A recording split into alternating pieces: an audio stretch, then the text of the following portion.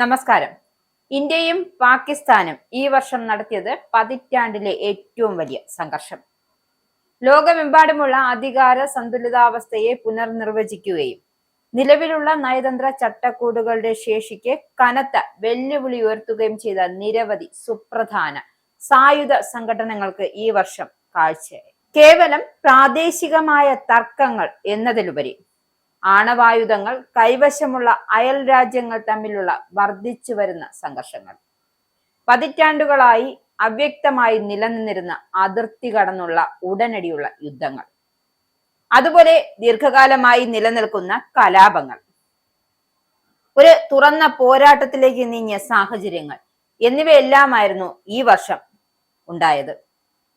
ഈ സംഭവങ്ങൾ ഓരോന്നും ബന്ധപ്പെട്ട പ്രദേശങ്ങളിലെ സുരക്ഷാ ചലനാത്മകതയെ മാറ്റിമറിച്ചിട്ടുണ്ട്. ഒരു വശത്ത് ഇന്ത്യ പാകിസ്ഥാൻ, ഇസ്രയേൽ ഇറാൻ പോലുള്ള സംഘർഷങ്ങൾ ആഗോള നയതന്ത്ര ഇടപെടലിന്റെ അനിവാര്യത ഉയർത്തിക്കാട്ടി. മറുവശത്താകട്ടെ തായ്ലൻഡ്, കംബോഡിയ, DRC, റുവാഡോ തുടങ്ങിയ മേഖലകളിലെ പോരാട്ടങ്ങളും. എന്തായാലും പാരമ്പര്യമായി നിലനിൽക്കുന്ന വംശീയ ഭൗമ രാഷ്ട്രീയ തർക്കങ്ങളുടെയും വിഭവങ്ങൾക്കായുള്ള മത്സരത്തിന്റെയും അപകടകരമായ വർധനവ് എത്രത്തോളം ആഴത്തിലുള്ളതാണ് എന്ന് ഇവയെല്ലാം വിളിച്ചോതുന്നുണ്ട്. ഈ വർഷം മെയ് മാസത്തിലായിരുന്നു, അതായത് ഈ മെയ് മാസത്തിന്റെ തുടക്കത്തിലായിരുന്നു ഇന്ത്യയും പാകിസ്ഥാനും തമ്മിലുള്ള സംഘർഷം. ഇത് ചരിത്രത്തിലെ തന്നെ ഏറ്റവും ഉയർന്ന നിലയിലെത്തി. ഏപ്രിൽ 22-ന് ജമ്മു കാശ്മീരിലെ പകൽഹാമിൽ 26 സാധാരണക്കാർ കൊല്ലപ്പെട്ട ഭീകരാക്രമണത്തിന് പ്രതികാരമായാണ് ഇന്ത്യ ഓപ്പറേഷൻ സിന്ധൂർ ആരംഭിച്ചത്. മെയ് 7-ന് ഇന്ത്യ നടത്തിയ മിസൈൽ ആക്രമണത്തിൽ പാകിസ്ഥാനിലെ ബഹവൽപൂരിലെ ജെയ്ഷെ മുഹമ്മദ് കേന്ദ്രങ്ങളും മുരിദ്കയിലെ ലഷ്കർ-ഇ-തോയ്ബയുടെ അടിസ്ഥാന സൗകര്യങ്ങളും ലക്ഷ്യമിട്ടു. ഇതിനെ പാകിസ്ഥാൻ തിരിച്ചടിച്ചതോടെ 4 ദിവസത്തേക്ക് നീണ്ടുനിന്ന കനത്ത സൈനിക കൈമാറ്റങ്ങൾ നടന്നു. ഒടുവിൽ മെയ് 10-ന് വെടിനിർത്തൽ കലാശിച്ചു. ആണവായുധങ്ങളുള്ള 2 അയൽക്കാർ തമ്മിലുള്ള ഏറ്റവും ഗുരുതരമായ പ്രതിസന്ധിയായി ഇത് കണക്കാക്കപ്പെടുന്നു. മുൻകാല നിയന്ത്രണങ്ങളെ മറികടന്നുകൊണ്ടുള്ള, അതായത് ഉപയോഗിച്ച സൈനിക സംവിധാനങ്ങളുടെ വ്യാപ്തിയിലും തരത്തിലും ഈ പോരാട്ടം വളരെയധികം തന്നെ വ്യത്യസ്തമായിരുന്നു.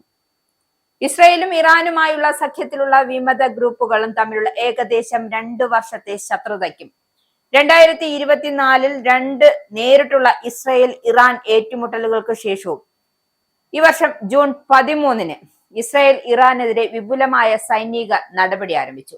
ഇറാന്റെ ആണവ കേന്ദ്രങ്ങൾ, സൈനിക സ്ഥാപനങ്ങൾ, ഭരണകൂടവുമായി ബന്ധപ്പെട്ട അടിസ്ഥാന സൗകര്യങ്ങൾ എന്നിവ ലക്ഷ്യമിട്ടായിരുന്നു ഈ ആക്രമണം അഴിച്ചുവിട്ടത്. എന്തായാലും സംഘർഷം രൂക്ഷമായപ്പോൾ ഇസ്രായേലിനെ നേരിട്ട് നശിപ്പിക്കുവാൻ കഴിയാത്ത ഇറാന്റെ ആണവ പദ്ധതിയിലെ കനത്ത ശക്തിയുള്ള ഘടകങ്ങളെ ലക്ഷ്യമിട്ട് അമേരിക്കയും പോരാട്ടത്തിൽ പങ്കുചേർന്നു. 12 ദിവസത്തെ പോരാട്ടത്തിനൊടുവിൽ ജൂൺ 24-ന് വെടിനിർത്തൽ പ്രഖ്യാപിക്കുകയും ചെയ്തു. ജൂലൈ 24-ന് തായ്ലൻഡ് കംബോഡിയ അതിർത്തിയിൽ പൊട്ടിപ്പുറപ്പെട്ട സായുധ ഏറ്റുമുട്ടലുകൾ ഒരു പതിറ്റാണ്ടിലേറെയായി ഇരു രാജ്യങ്ങളും തമ്മിലുള്ള ഏറ്റവും അക്രമാസക്തമായ സംഘർഷമാണ് ഉണ്ടായത്. പ്രീഹ് വിഹാർ, ടാമുയൻ തോം എന്നിവ ഉൾപ്പെടെ പുരാതന ക്ഷേത്ര സമുച്ചയങ്ങളെയും കൊളോണിയൽ കാലഘട്ടത്തിലെ അവ്യക്തമായ അതിർത്തി നിർണയങ്ങളാൽ ബാധിക്കപ്പെട്ട ചുറ്റുമുള്ള പ്രദേശങ്ങളെ ചൊല്ലിയായിരുന്നു ഈ തർക്കങ്ങളും പോരാട്ടങ്ങളും വഴിവെച്ചത്.